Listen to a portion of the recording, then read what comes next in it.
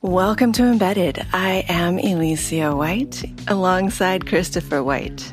You know that old saying, so easy your mom could do it? Well, let's take that one out of circulation as we talk to Debra Ansell of Geek Mom Projects. Hi, Debra. Welcome. Hi, Alicia. Hi, Christopher. Could you tell us about yourself as if we met at SuperCon? Sure. And I'm glad you added that because how I introduce myself varies very much in context. If we met at SuperCon, I would just say, hi, I'm Debra. I'm Geek Mom Projects online, and I like to make things with LEDs. And I'd probably stop there. And if we met at a technical conference? If we met at a technical conference, I would say I'm Debra Ansell. My company is Bright Wearables, and I manufacture LED wearable bags and backpacks that are aimed at engaging kids to learn to code. Those are pretty different identities. I look forward to speaking more about them. That's fine. You haven't even asked about what I'd say if we met at a PTA meeting. So Well, that's the least likely, so I'm good. That's true. So before we ask more about those, we want to do lightning round. Are you ready? I am. what is your favorite fictional robot? Now, this launched an interesting discussion last night, knowing you would probably ask this, as to whether or not the replicants from Blade Runner count as robots. And we ultimately decided no. So I'm going to go with Baymax. But it was an interesting discussion. Huh. If you are going to a nice restaurant for like an anniversary dinner, what is the correct light-up accessory? Oh, definitely a pendant. I have taken my Fibonacci pendant, manufactured by Jason Kuhn of Evil Genius Labs, and worn that to restaurants. So it does work well as an accessory. How about to a bring a hack? Oh, a bring a hack operates under the principle of more is better. So you just put on everything. I wear my LED jacket, definitely the LED shoes I just made.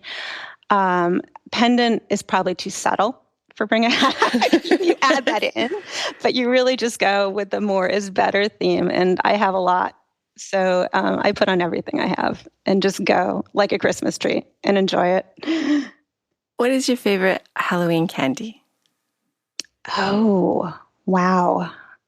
I guess Kit Kat, probably. But frozen. Sorry. Frozen. Oh, Frozen. yeah, you got to freeze the Yes. cheap candy bars. Yes.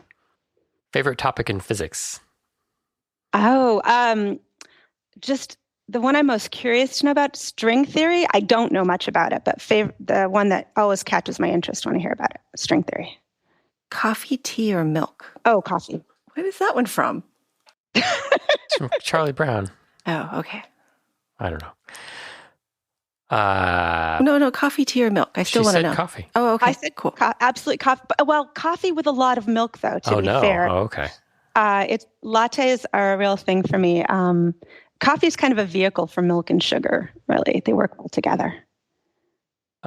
Complete one project or start a dozen? Only a dozen is really my answer there. Do you have a tip everyone should know? Yes, several. The one that's been most useful recently is one I got from Billy Rubin, who said when you're storing your projects, especially if they're not finished, put them away. Don't put items away by type. Put them away as kits so that when you pull it out again, you have all the parts there and don't have to go hunting for them. And that's been tremendously helpful because if you're in the middle of a dozen or so projects, you can put them away without worry that you're going to lose something or forget something.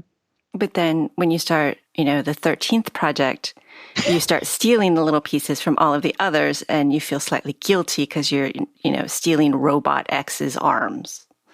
Yes, that's true. However, most of the parts I steal, I have, Yeah, when I have a strip of surface mount parts, I'll cut it in half or something and put it in 2 boxes. But then you start to lose. Yeah, it does break down. Sharing is caring. That's true. That's true. But it's still much better than what used to happen, which was I would leave them out because I'd be afraid to separate the parts, and then they call to you these unfinished projects when you're supposed to be doing something else. And now they're quieter and more muffled in their little Tupperware containers, and I can ignore them more easily.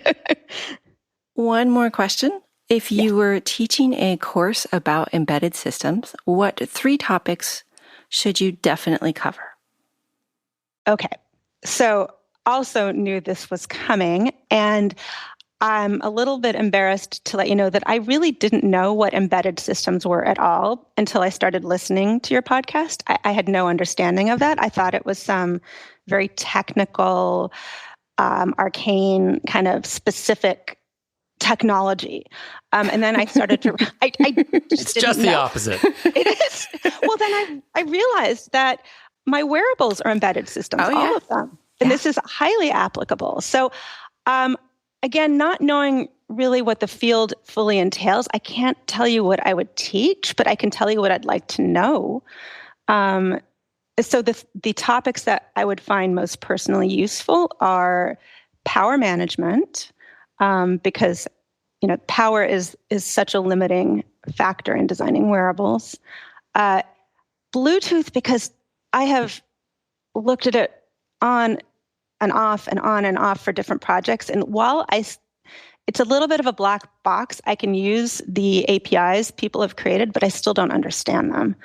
And I guess my third question, or the third topic, is just I still would like to have a blanket definition of what an embedded system really is, because I'm still not sure I fully grasp the concept. Well, the last one's easy. An embedded system is anything that runs software that is not a computer. Oh. Now, defining that still is questionable. Like, is your phone a computer or an embedded system? Does it have to run software? It does run software. Does it have to run software? It has a multiprocessor. I was still back on the original definition. But, the person who has to write the driver for the hardware inside the phone definitely thinks it's an embedded system. But application developers may say this is just a computer. Yeah. But all of your wearables, those count. Totally. Yeah. Well, so now I have to get your book. And it's actually in my Amazon cart. I haven't pushed the button because of the dozen other projects sitting here staring at me. Understandable. So those are good topics. I know I cover power management in the new class. Which I will mention again. It's Class PERT, Making Embedded Systems, and it's going live really soon, really, really soon. Debra, you started doing projects for your kids. That was how you got your moniker. How old were they when you started? Well, if you mean technical projects, because I've been making projects kind of since they were born. It's kind of what I do. But I threw just wild birthday parties where I actually designed all the activities, and I distinctly remember for my youngest son's 5th birthday party, and his older brother had just had a science party, and he said, I want a science party, but I think the science guy is scary, Mom. Would you throw it for me? And and I took that as a challenge. And, I went online and I ordered, I can't remember the company, but, these polymer, make your own slime kits and all these fun things. And then decided we were all going to make baking soda and vinegar volcanoes because that's fun. But for those to work out, you need Play-Doh to build your volcano. And for 30 kids, it's like 30 pounds of Play-Doh, and it's a lot, and it can be expensive. I actually found a recipe and that's just flour, water, and cornstarch? It's not cornstarch. What's else? That? I'm blanking on the name of it. It's a spice you buy. It's not cornstarch, but it's something similar. But But it's hard because you have to stir until it really solidifies really hard. And long story short is I made 30 pounds of Play-Doh and probably it took me a day. And so I've thrown myself into projects of any kind, since the kids were born. But and by the way, the volcanoes worked out great. It was totally worth it. They loved it. And it was a lot of work. And it's salt and cream of tartar. Tartar. Thank you. Cream of tartar was exactly what I was looking for. Yes, salt and cream of tartar. So it's very doable, but it takes a lot of muscle because by the end it really sets up. So sorry, to get back to the technical projects. I had a tech background, but I'd studied science, but I'd never done anything with electronics or hardware until my middle son, who was a born engineer, really the kid you'd put in his room and give him a Lego set, and he would come out 5 hours later with something incredible built, and you just wouldn't hear a peep, decided he wanted to learn Lego Mindstorms. The gateway. It is. It's wonderful. I can't recommend it enough for people who want to introduce their kids to robotics and building things and coding. So he got the Mindstorms, and somebody mentioned that there's a robotics league using these Mindstorms. Mm-hmm. And I asked around and couldn't find a team, but found some people who were interested. And since I had worked prior to retiring, when my eldest was born, as a software engineer, I thought, hey, I could coach this team. Why not? And it was, again, a lot of work, as these things tend to be, and fun.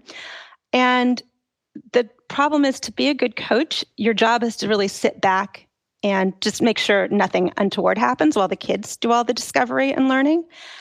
But I was jealous. It looked like so much fun. And I had all these ideas. And of course, they weren't approaching things the way I would. And I spoke to somebody, I think it was a teacher at my son's school, about that. And they knew a little bit more about robotics and coaching, and had said, well, if you like Lego Mindstorms, you should really look into Arduino. And I'd never heard of it. And I went online, and I think I had the opportunity shortly after that to attend a kids' workshop, which used conductive thread and sewable LEDs, and that you can see that was really my first introduction to making with LEDs, and you can see from my blog that it took right away.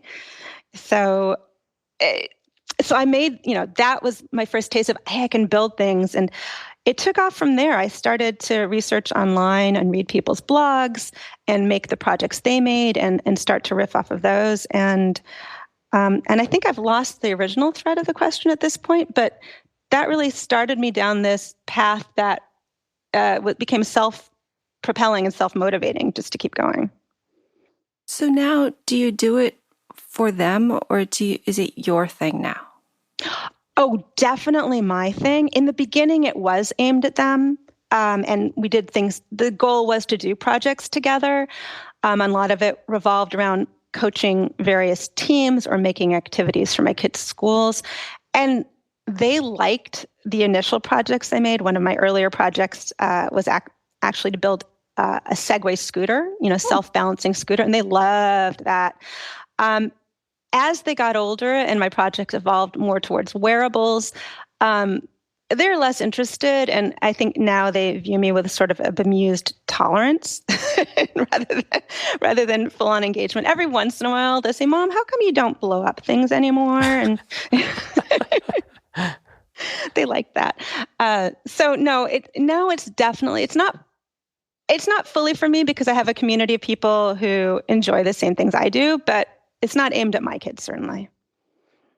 Speaking of the community, we spoke to Carrie Sundra of Alpenglow about you and blob building. You two are getting more and more projects together. How is that going? Oh, it's fantastic.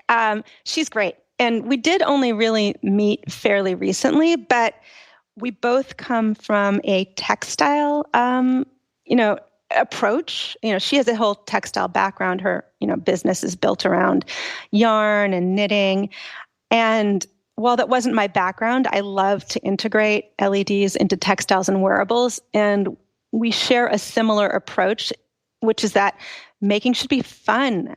One of the reasons I do enjoy so much interacting with the maker community is they never ask why. If I were to explain to somebody else, so we're having a Build a Blob workshop, I think a lot of people would ask why, but you don't have to with makers. And Carrie has the same approach of, this is just cool. We got to try this, even if nobody else is going to want it. It's just a really interesting idea, which I like. I think that nobody asks why in the maker community is why I sometimes don't feel like I'm part of that community, because I do ask why. I mean, the blobs totally made sense to me. They were adorable. But there are a lot of times I'm like, you did what? And it took you how long? You can just buy like 6 generations later, right? And so the not asking why is an important part because it's a sharing community. Yes, it is. And asking why can be a legitimate inquiry, or it can feel very judgmental. And I think, especially if you identify as a geek, which is now a badge of honor, but is it's fraught with all kinds of childhood trauma usually. You're looking for acceptance. You're looking for people you're looking to feel understood, I think. And I completely understand making things for making's sake and just trying something because for no other reason than I got to see how this turns out. I mean, that's a huge driver of a lot of my projects is I'm just really curious to know what it's going to look like. No idea if it's useful. No idea if there's any application whatsoever. I just need to know. How did you get into writing this down and having a blog? That was a conscious effort to be better at communicating my ideas. And it was initially motivated because that's how I learned. That's how I started. I got all my knowledge from reading mostly other people's project blogs because the mainstream, instruction sites would have, very conventional projects, but I was always really interested in the quirky ones. So I really appreciated when people wrote down their methods and how they did it. So it just seemed like the thing to do. And if I was going to derive all this benefit from what other people had written down, I should be giving back too. How do you decide which of the dozen projects you started to write down versus put in a box? That's a really good question. So I write them down when I think other people should know about them. And the priority goes to projects that can be made by non-technical people. A lot of my projects are focused on workshops for kids or even projects for non-technical adults. And I derive a lot of satisfaction from making technical concepts accessible in fun ways to people who might not have a technical background. So definitely if I come up with a project that a non-technical person can make, I'll want to describe that in detail on my blog. Or if it can't be fully explained in a tweet, which is now my main form of documentation, sadly, I will try to elaborate more. But anything that I think somebody needs what I write down to do to make something they'd want to create, I'll write it down. But especially projects aimed at non-technical people, because I really, really think there's so many fun and creative ways to use technology in projects that appeal to everybody that I think there's a real barrier for people who say, yeah, I can't build anything with electronics. I've never done it. Just really look, but you can if you try. It's not that hard. You just need the instruction, the right setup. And I want to provide that. And then you can put embedded systems on your resume. I've got to be right back. I'm going to update mine right now. Yeah, it's true. You have a presence on your website, which makes sense, geekmomprojects.com. You also have a presence on Instructables. Yes. Do you still do the Instructables? No, I'll be honest about the Instructables. I was mostly in it to try to win contests. So, okay, that was That I think honestly, I think pretty much everything I put on there was really with the idea of, I think I could enter in this contest. I mean, I think it's a great platform. Anything that spreads, ideas on how to make things is wonderful. But I think mostly I gravitated towards that because maybe I could win something. Did you? Once. It's harder than it looks. I mean, all of those sites, Instructables, Hackaday, Hackster, they all have contests, and it's a good way to motivate yourself if you're already close to doing what they want. And sometimes they have board giveaways and all of that. It is a good way to get started and to get a little bit of discipline about writing, but it's kind of better to have your own discipline. Yes, internal motivation is really nice and hard to come by, but yes. I have a question from Bailey, one of our listeners and past guests. Where did you first get the idea that switches should stuff a coin cell in it? Oh, I really like that question because while it seems so simple, and I believe that question is related to my LED edgelit pendants, where you turn it on and off by just pulling out the battery, and you can actually store it by reversing the coin cell battery and just putting it back in place. And it's a super simple solution that took a surprisingly long amount of time to come to. And I knew that the project actually started with, I've been experimenting with edge lighting acrylic, and I thought it would make a really nice wearable. And to make it into a pendant, you need a small form factor. So I had all the pieces in place. I knew I needed acrylic, I needed an LED, I needed a kind of a cover panel on both sides, because to display edge lighting effectively, you really need to kind of hide the light source because it saturates, your eyes. You really just want to see the diffuse light. And what I ended up doing for that one is I think I cut out pieces that were about the size and shape of what I wanted. And I sat there holding them and physically manipulating them to see with a battery, how would these all fit together? And I still didn't get it. It was one of those things that I was playing with in my hands. And then I think I had an aha moment in the middle of the night where what I had been doing with my hands was suddenly kind of clear in my head as to how it would all work. And then I ran down, I think the next day, and tried it. And I'm like, yes, this is going to work, and it's going to hold, and it's completely doable. I had experimented prior to that with switches and wires, and soldering wires to switches is like without a circuit board is really difficult to get them to hold. So it was a long process to arrive at a simple solution, and it was such a satisfying solution when I got to it. They look like little hand grenades where the the coin cell is the part you take out, except then that would turn off the light instead of turning it on.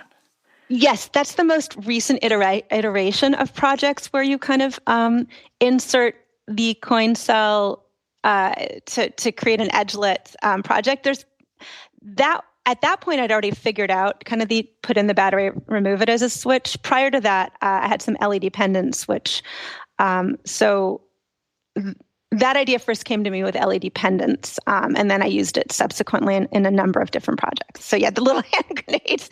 Although that was another old project that I put away for a very long time. That had sat in a box for a year because I'd made it, and it never looked quite right. And then because I wanted to create diffusion through what it is. It does looks like a little hand grenade, but it was supposed to be a sphere. Yes. I wanted to make a sphere you could assemble.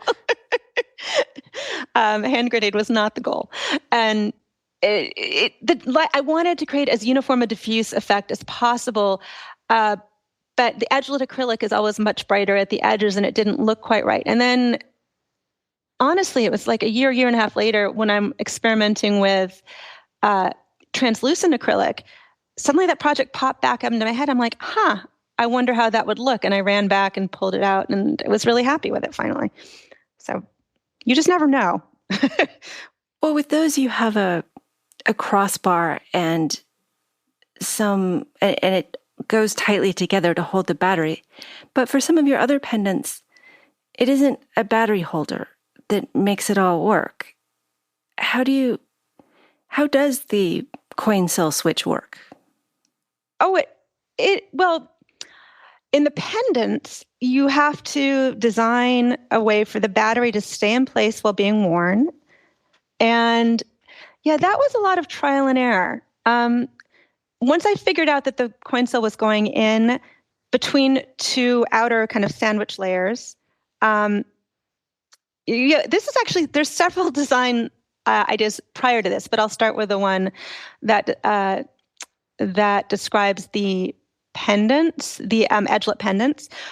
So it was an evolution. I knew that the battery needed to be held in place securely, and I knew, part of it needed to be poking out because you needed to be able to remove it. Obviously, I suppose you need to be able to change the battery. I guess that's another issue with embedded systems, is how you get, if you need to swap something out, how you do it. And that was just literally that was where having a laser cutter in my house was enormously helpful for rapid prototyping, because getting the final design to the point where I was really happy that the battery was held securely, it was easy to place in and out, it was aesthetically appealing, it could be made with a minimal number of parts. Oh, there were dozens and dozens of iterations of that. And if I hadn't had a laser cutter in my house, it wouldn't have really been practical. So getting a laser cutter actually really opened up a lot of creative possibilities for me. And because the ability to rapidly prototype through dozens of ideas really works well with my design philosophy, which is a lot less, sit down and plan it all out, than let's just keep trying things and changing them slightly until it works. I'm looking at these and I'm super interested in them, because it's one of the things that when I think about doing light up origami, I'm like, okay, I can do the copper tape. I can do some interesting things with moving parts and copper tape touching, but the battery is always a problem. Always. And then the switch, it's a good idea to have them be the same. Yes, it is. Actually, if you're looking for other ideas, Sherlyn, and I don't know her last name, recently posted a gorgeous ring where she incorporated, again, the battery holder was an integral part of the design. And those have been some of my other experiments too, is to how to integrate, because if you look at a battery holder, it's just contacts held together in a convenient form. Anything can be a contact. You don't need, these specially designed battery holders. You don't need copper tape. On a related project, I did an experiment where I used dollhouse hinges as conductive elements to link PCBs together. Anything that conducts can be a contact, can be a wire. So I'm sure you could find, you could do all sorts of interesting things, I'm sure, with using like copper sheet as part of your origami, maybe? I don't do origami. I do. Oh, do you? Okay. And there are weird types of paper that have conductive stripes put into them for physics experiments, and they fold pretty nicely. I haven't gotten them to do anything, but it's very idea generating.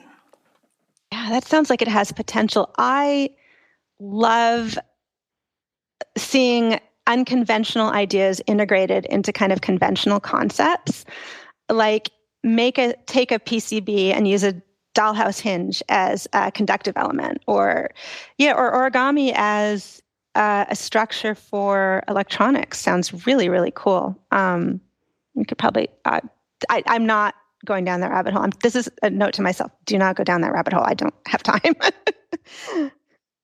Well, and if you do, don't do it the way I did it, because I did not choose the right branch of origami to make it easy. And I agree that rapid prototyping sure makes a difference. I don't have a laser printer. I got a Cricut, and it scores the paper for me so that I don't have to, well, when I do curved origami, you have to score it. But anyway, being able to try 15 billion snails before I got a pattern I liked really helped. It absolutely does. I actually started with a Cricut because laser cutters are expensive, and wondered if I could do a lot of my prototyping with that. And it worked pretty well for a lot of my wearables items because I do a lot with fabric, and I still use it because you can't laser cut pleather or vinyl. So it's useful for those kind of enclosures. But it wasn't enough. And then a year later, I got a laser cutter. But yeah, it's very useful. I actually had access to a laser cutter prior to getting one at my makerspace, but it was a 20, 30-minute drive. And, if you come home and get a new idea, you have to wait. That's just not appealing. You have a company, Bright Wearables. Is this an offshoot of your Geek Mom projects, or is it totally separate? It is separate. Because Geek Mom Projects is purely for the love of making and sharing my ideas. And Bright Wearables is a company. Ideally, it would make money, though I don't seem to have prioritized that a great deal in the process. Bright Wearables grew out of projects, actually a couple of projects I made around the same time. I'm always generating new ideas. And at one point about 4 or 5 years ago, I came up with really kind of 3 ideas that I thought, oh, wow, these are going to make good products. These are something you could actually sell and do and generate. Because most of what I make is just fun and kind of silly, but you might make it, but it would be silly to kind of buy it. You want to do it for the experience. But I came up with ideas. I'm like, this is designable, this is producible, and maybe it's something I want to pursue. So I decided to explore how one goes about, manufacturing and producing and selling a product. And it was that was a project in and of itself. It was kind of the project of starting a business because I had no experience with that whatsoever and wanted to see what that was like. And the goal was ultimately to kind of produce and sell a product, though it turns out I'm much more interested in the producing the product than selling the product aspect of the business. Yes, I understand. I actually listened to an earlier podcast where you expressed so kind of vehemently what I think, which is I hate marketing. Marketing is awful. It's terrible. To convince people they need something when you're not sure they do is what's the point of that? So I selling it and pointing out the wonderful aspects of a product are something I can do because I have no chill. If I love something, I'm just going to effuse and wax rhapsodic about it, and that's just me. But I'm also, if I look at you and say, nah, you probably don't need that, I'll just tell you. So that's not good for marketing.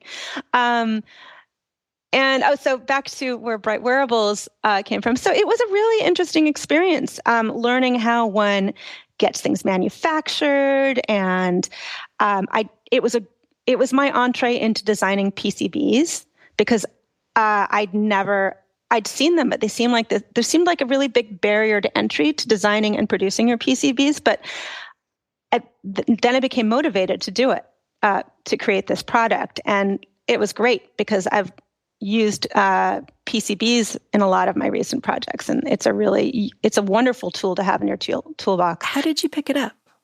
Oh, well, so it wasn't, I don't think I'm good at it. I'm not comfortable with it. But what I needed PCBs for this product I'm designing. So Bright Wearables product is a system of bags and backpacks with an embedded, I'm going to use this term now, with an embedded PCB with LEDs on it that connect to a microcontroller.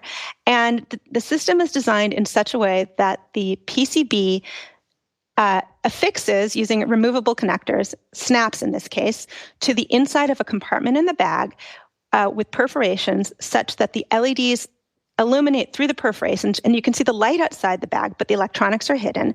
But it's modular because it snaps in place, so you can take the PCB out and put it in a different bag. So you could have, you could have a day bag or an evening bag with the same electronic system, or you could swap out in a different PCB. If you wanted one that was controlled by a microbit and then one that was controlled by a different controller, you could do that. So it's a modular system. And obviously a key component of this was the PCBs. And I bought a lot of accessory boards. I decided to start the project built around the microbit microcontroller, and I'd purchased PCBs, for the accessory boards for the microbits, and so I knew they were makeable, and I knew people made them.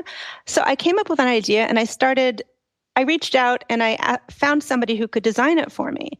And again, this is where my impatience, I guess, paid off, because I hired somebody to design the circuit board, based on my specifications.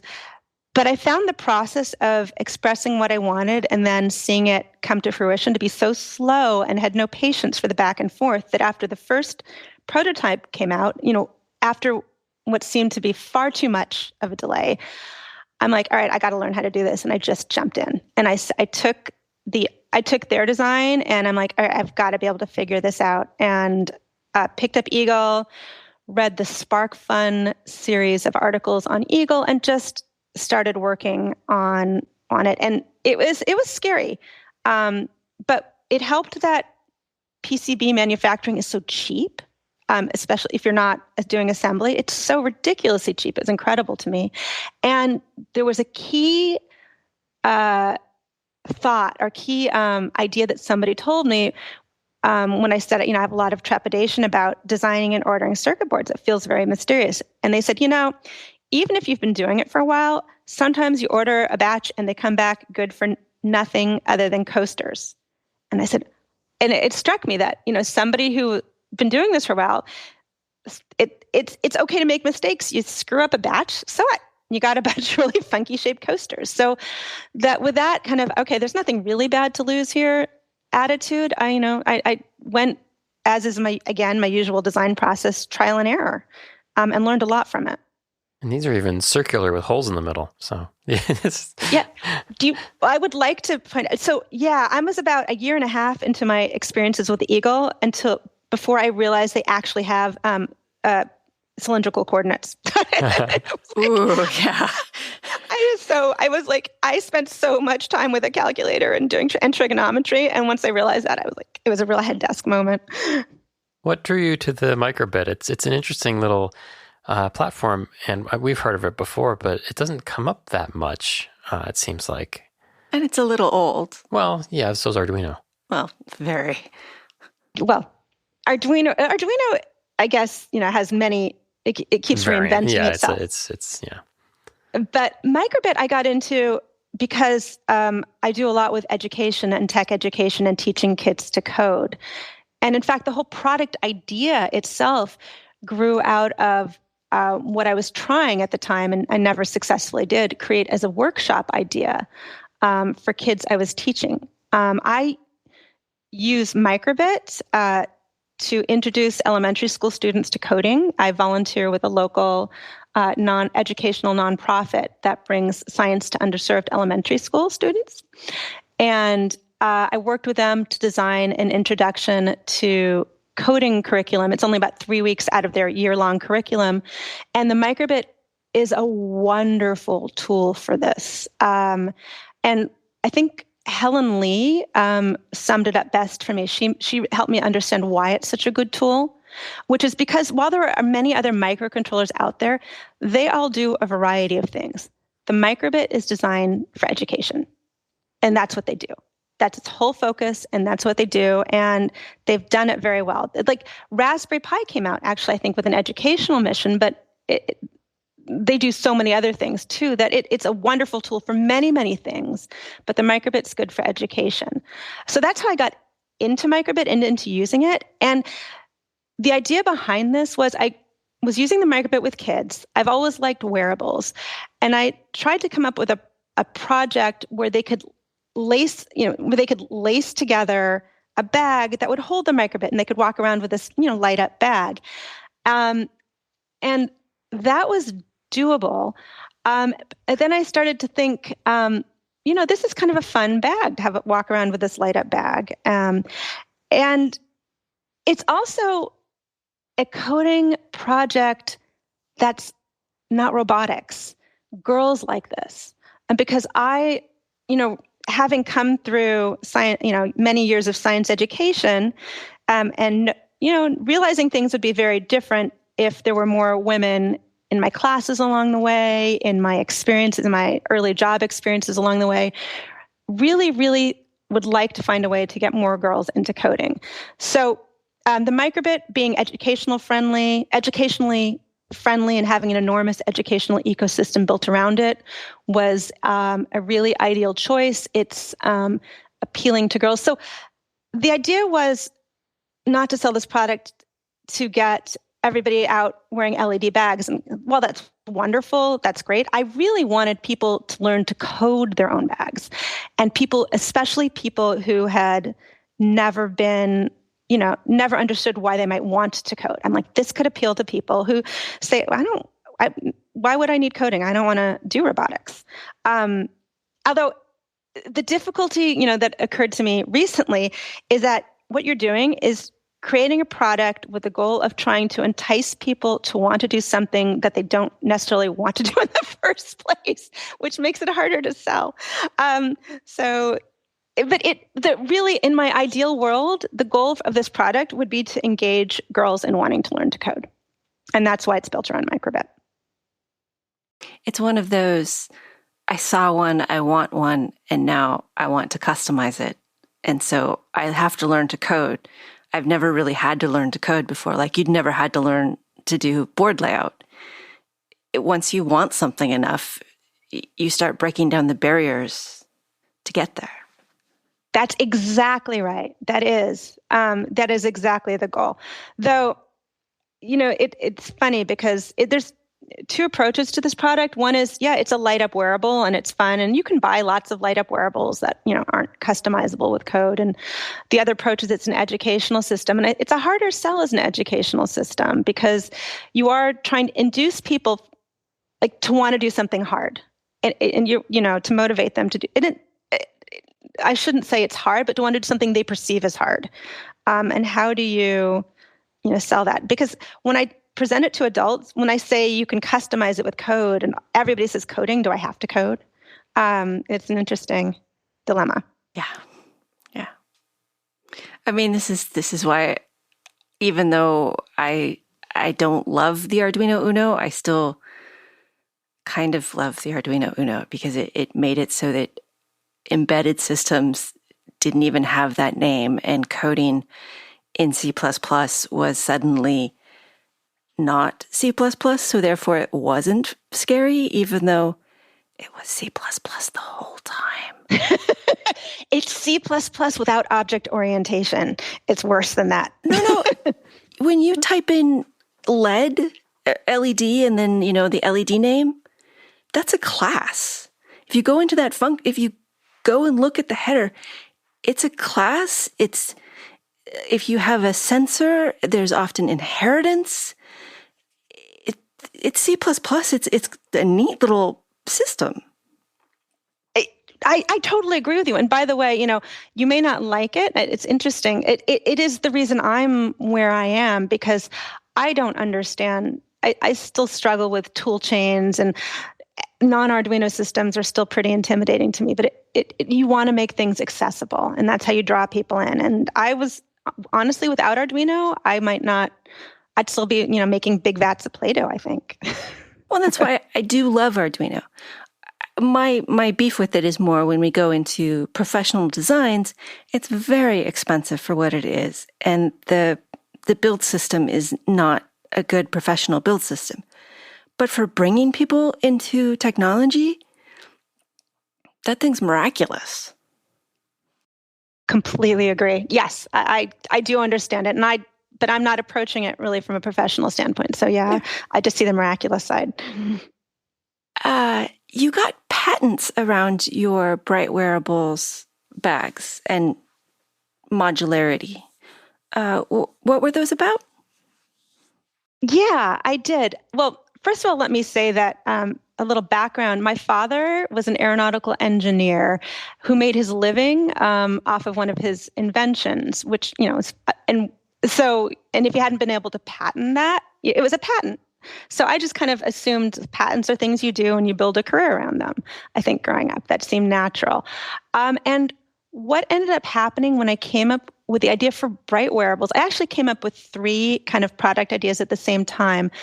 The Bright Wearables bags and backpacks was the one that seemed like something I could produce and build into a product as a solo entrepreneur. The other ones were a little more complicated.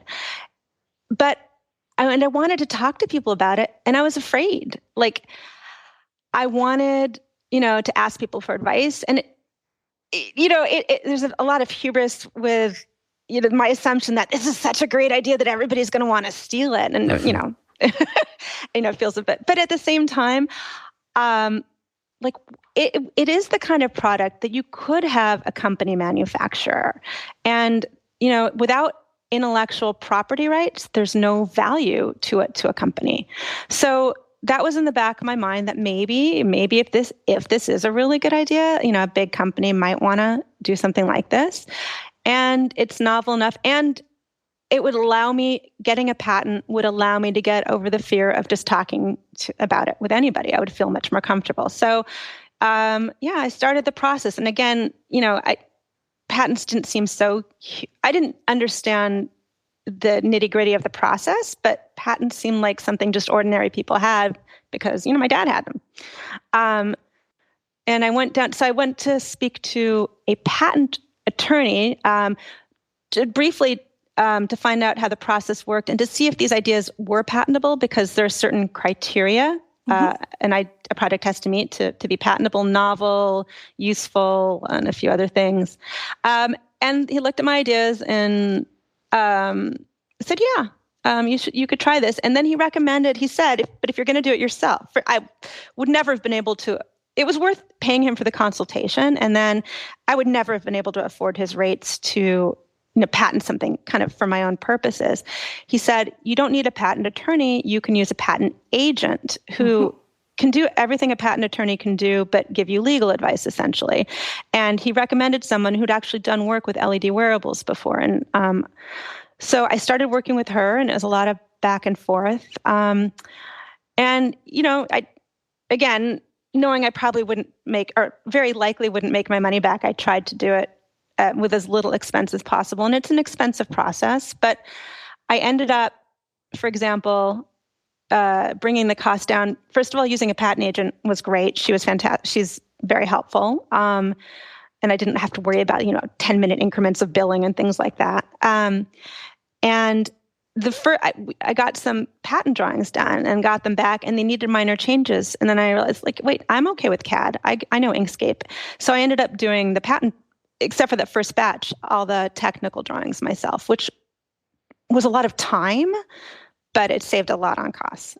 And then it was really just really exciting when the patent came through to feel like I have a patent. I've invented something. I'm recognized as an inventor. Did you get your first notice in the mail as one of those people who, you get the mail? It's not even, the patent office doesn't send you anything. It's some random company who wants to sell you like a plaque or something. This never happened to you? I have all of my mail right now is for everything is for patent displays. People who can bring my idea to market. Yes, I get a lot of that now.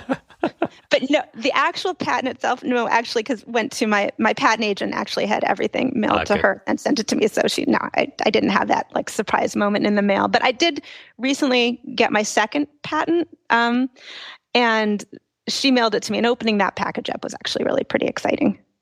So it's funny that for you, because your dad had patents, that was like oh, sure, of course. I don't know how to do it, but it won't be hard.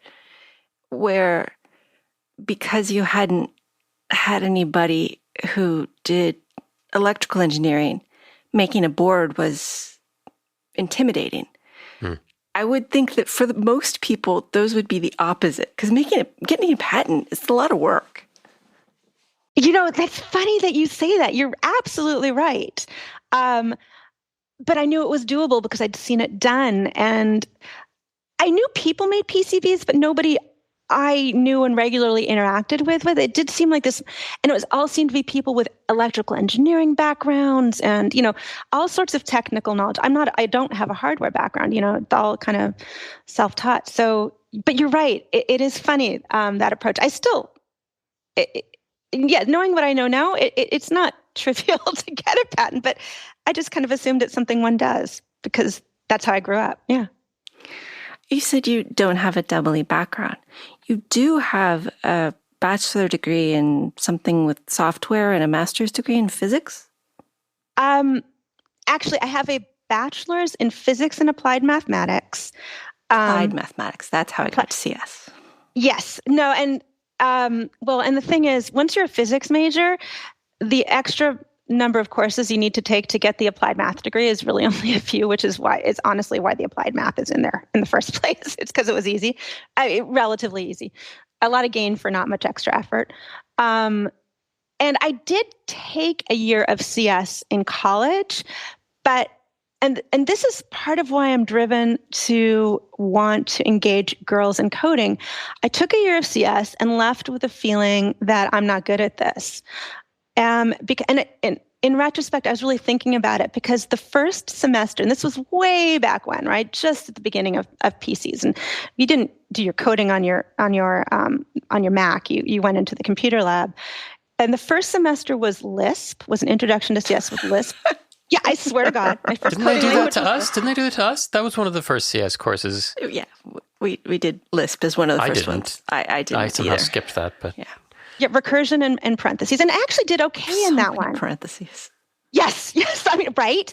And we didn't have the automatic parentheses generator closers at that point, right? So yeah, debugging was, and I was actually okay at that.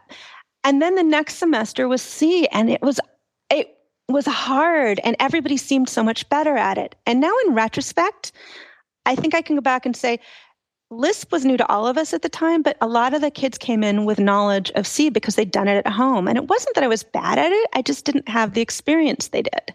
But at that point, I kind of gave up on really working in coding. But yeah, I got my degree in physics and did some research, and not having a really clear direction of what I wanted to do with it, but still really liking physics, decided, yeah, physics is cool. Let's go to grad school.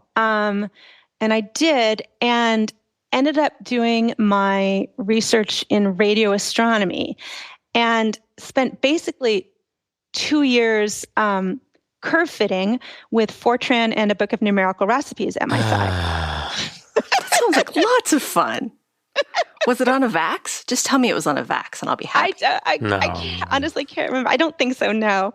But yes, it was, you'd set up your program and your data set, and you'd come in next morning hoping you hadn't screwed anything up to see the results. And that was, there's a reason I left a PhD program with my master's. That was part of it. I'm sorry, I'm commiserating I can relate to this. He also has a master's degree in physics. With similar experiences of computational research, yes. Really? Oh, that's fascinating. So did you leave? Well, I had planned to get a PhD as well, but I hadn't taken any physics. Well, I had taken physics in undergraduate, but I had mostly done very poorly.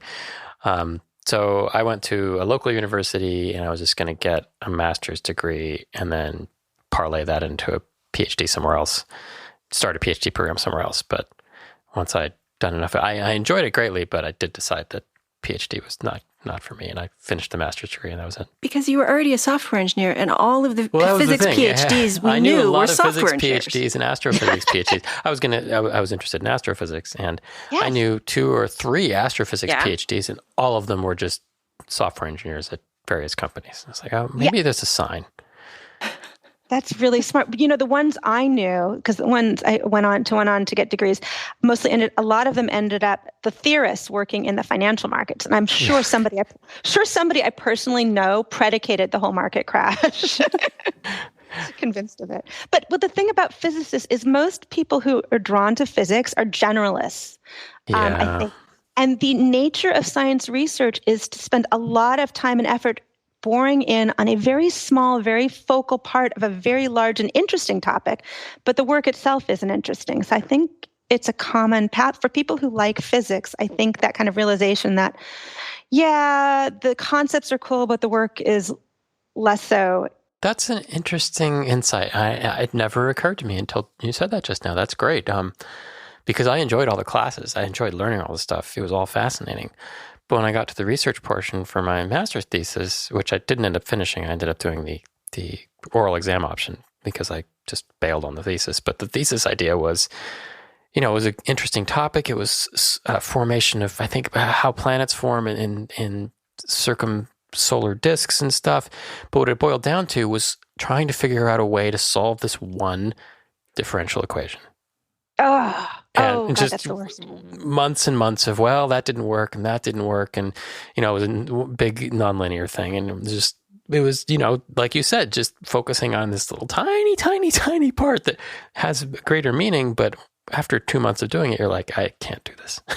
Right. There's more to life. But that's, oh my God, that's that's so similar to what I did, because when you ask what I studied, my research was on star-forming regions, giant clouds of gas and dust, which sounds fantastic. Yes. But the work, the work itself was literally studying 3 transition levels from a single molecule and basically fitting Gaussians to very sparse data sets with a book of numerical recipes. And your advisor's like, just do it. It's a paper. And you're like, but it's dumb. Yeah. Exactly right. Yeah. I completely understand that feeling. So yeah, it's a good education to have, but you really have to be devoted to want to do the work. I know at Cornell, there's a professor who I think they talk about this guy with awe and respect, but I say this with a bit of horror, that he spent, his whole life is adding digits to some integral. Like to integrating some fundamental constant. Like the first digit took 2 years, and the next one took 4, and the next one's going to take 12. And that terrifies me. So yeah, it's a different world. Are you going to Emoticon? I am speaking at Emoticon, which is very exciting for me, because I'm working on getting over my fear of public speaking. And but it's a topic I'm going to be really interested in. And I understand you're a keynote speaker there, so congratulations. Thank you. So yeah, I am. I wrote up a proposal on a topic I'm interested in, and I'm looking, and I put a lot of work in the proposal, and I said, wow, and they accepted and said, that's great, we're really looking forward to your talk. And then I reread my proposal and said, yeah, that is really interesting, I'm looking forward to this talk too. I'm like, oh, I better write it. I mean, that's good, you're excited about it, but bad that you realized, oh, I have a lot of work to do. That is exactly where I'm at. I feel I'm listening to your travails with getting ready for your massive online course, and I feel like I'm going through a similar process to you. Fortunately, the one very, very smart thing I did in this proposal was I explicitly said that this talk is going to be about things I've learned from my successes and my failures in creating modular PCB systems. And it's legitimately true. I've learned a ton from my failures, so but it allows me a lot of room for, this went wrong and here's what I learned, versus, making everything perfect and, happy ending to everything that I present. And do you have any thoughts you'd like to leave us with? Yeah, I think so. I mean, my philosophy is, you're not going to learn unless you try something. Even if you think it won't work out, you're going to learn from that failure. So you might as well try it just to see what happens. So that's gotten me a lot of places, and usually places I didn't expect to go, but you always learn something, and learning should be the end goal of anything I think you undertake. Our guest has been Debra Ansell of Geek Mom Projects and Bright Wearables. You can find the links for those by searching for them or in the show notes. You can also find a link to my ClassPert course and to Remoticon, which is Hackaday's conference. It is November 19th and 20th of 2021, and it's free. So you can check out Debra's talk and my talk and Jeremy Fielding's talk. And lots of other people's talks. Yes, I should stop listing them that way. I'm not talking. Just in case anyone was wondering. Thank you to Christopher for producing and co-hosting. Thank you to Bailey and Carrie for questions. And thank you for listening. You can always contact us at show@embedded.fm or hit the contact link on embedded.fm. Now a quote to leave you with from Admiral Grace Hopper.